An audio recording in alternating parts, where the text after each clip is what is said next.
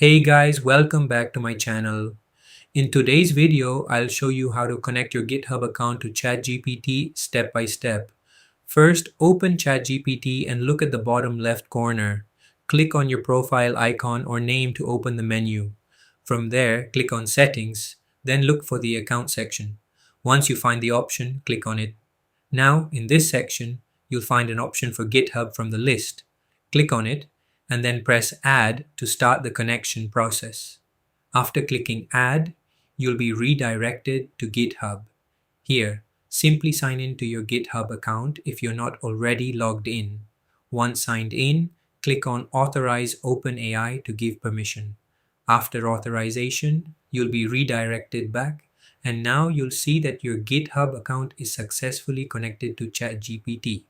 Take a moment to double check the connection status so everything is properly synced and ready to use. Now you're all set to start using GitHub features directly with ChatGPT, and that's it. You can now use GitHub integration with ChatGPT easily.